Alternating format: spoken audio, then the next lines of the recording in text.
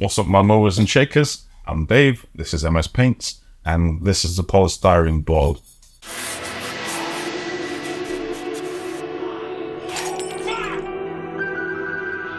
Yes, the humble polystyrene board. I want to make even more weird alien jungle planet fungus, and I've been to Boys, the craft department again, and I've got some more weird shit. So I also have cotton balls, more cotton balls, different sizes, polystyrene balls of different sizes, and the idea is I want to make some fun little alien fungus pod things, even more alien fungus, different sizes. So I like the idea of this with the main structure there, kind of like a big banyan tree sort of thing, with some arms that bring up other ones. They're very 80s Roger, not Roger Deakin, who's Roger Dean? Not Roger Deakins, yeah, Roger Dean. Yes, these are Roger Dean inspired. Fuck me, we got there. So yeah, like a big one to go with them all, and then some smaller ones.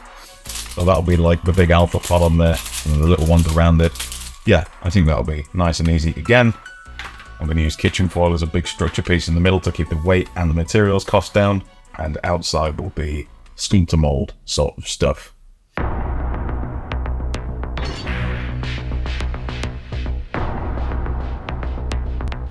So in terms of structure and shape for these fungoid things, I'm leaning very much towards a pulp sci-fi aesthetic. That means I'm imitating stuff that I've seen in cheesy sci-fi matinee movies and series from like the 50s and 60s, and going very much for a wood, plaster and foam kind of deal. Will they look convincing? No. Will they look ultra realistic? No. Will they look at home on an alien planet? That is debatable. But will they look like scaled down background props from Captain Proton? Absolutely, and that's what we're going for. There's also the distinct danger they might look a bit like alien wangers too, but that's absolutely by the by. This is by far one of the air quote craftier projects that I've done. The halcyon days of making shit from bits and pieces and scraps as a kid and putting cardboard trash on my Warhammer boards in the 90s and calling it terrain. And while the end results are always very crafty looking, they're always a joy to build. Something I didn't actually do here but is probably essential is building an internal wire skeleton for the tree. It will give it security in the long run, but also make the stability while building it much stronger. I, of course, didn't do that, and the process of adding more and more arms became an exercise in pretty much spinning plates. Alien plates.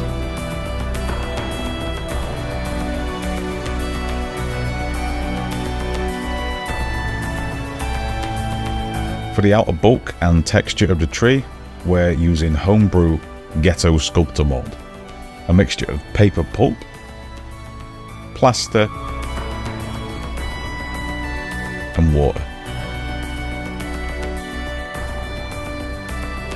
Benefits of this is it's strong, dries in about 15 minutes and will cure near weightless. Now imagine making this out of, say, filler or clay. It'd be probably about 2 or 3 kilos easy. Side effect to this is I stuck a load of 2p pieces into the base to weigh it down, otherwise it would fall over. And I've made 2 smaller trees to go along with the bigger. It felt right to help this guy settle on a table just a little bit easier. The smaller ones definitely do look a little bit like alien wangers though. A final top coat of neat casting plaster sorts out some of the sculptor mold texture. What's up guys, Tony B here. Look at all this perpetual forward motion space I got going on. It just keeps going and going and going and going and going and going and going And all this talk of aliens and alien plant life got me thinking how alien it was when I built my first website. The ceilings in here are a lot lower. You don't know what to do, where to start, or what to build. But not anymore. Not the Squarespace. That's right, guys. If you're wanting to start building your first website, there ain't no better place to start than Squarespace. With dozens of ready-made and fully customizable templates based on current and trending designs, Squarespace trims all the fat and leaves you with the good stuff. Blogs, galleries, slideshows, and many more features means that the page templates are ready for you and your creativity. What's that? Not enough for you? Well, not only is Squarespace so easy to use on a desktop computer, there's also now a Squarespace app that lets you edit your website on the go with a cellular telephone. Ring ring, hello? Yeah, I'll take an all-powerful website design app in my pocket anywhere I go. Thanks. And let me tell you guys, it wouldn't be a Tony DiStefano Squarespace sponsor segment without mentioning the browser acquisition tab. Picking a name for yourself has always been hard, but not with the domain acquisition tab. Head over here, click that there, and select the domain for your website all in one service. How crazy is that? So come on down to the Squarespace website and emporium where we've got squares and spaces by the website, folks. These ceilings are really low. All right, bye now.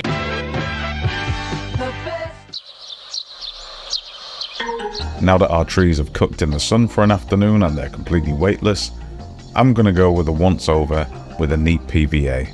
This is going to dull the textures down a little bit more and create a barrier against wear and tear. Some of these joints between the bell ends and the trunks haven't joined up too well, so we're filling these with super glue and baking powder.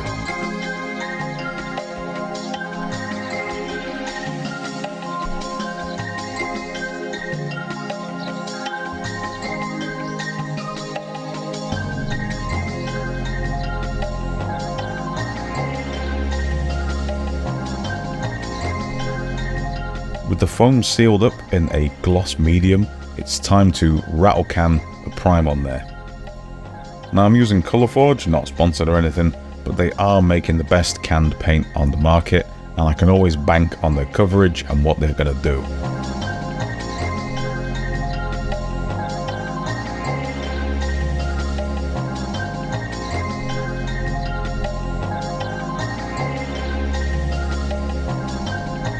Also, as a bit of a weird side note, I got sent some mystery boxes from Mantic. No instructions or labels on the boxes, so if anyone has any idea what these are, let me know in the comments, because then I can actually figure out how to build them.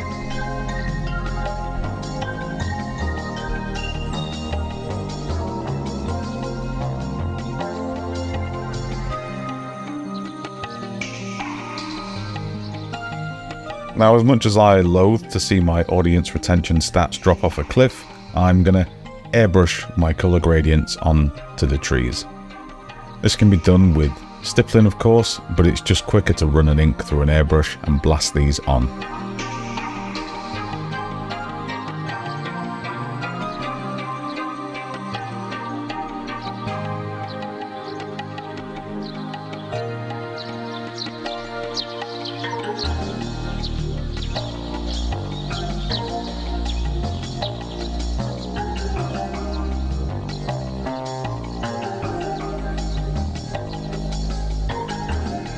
And then we're going to go in with a black ink just to ease the gradients between the two sections and colours.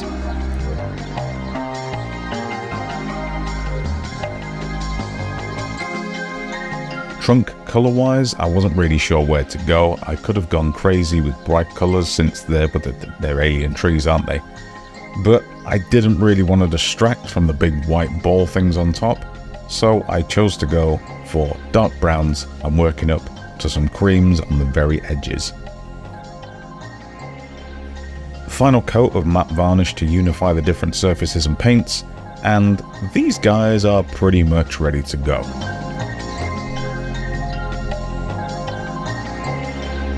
Very much good enough alien fungus phallic tree things. Suitable for 40k, Kill Team, Stargrave, 7TV, whatever sci-fi you can throw them at.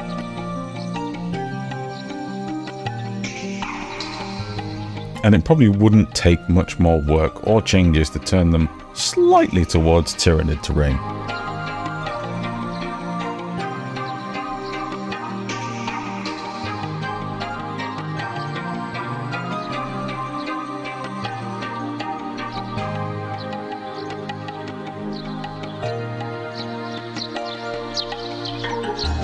Things have been a little slow at the minute since I'm working on building my new and improved expanded workshop and also finishing off a film scoring job. Thankfully, all that is going to be wrapped up by the end of the month, and I can't wait to get back to making things full-time again.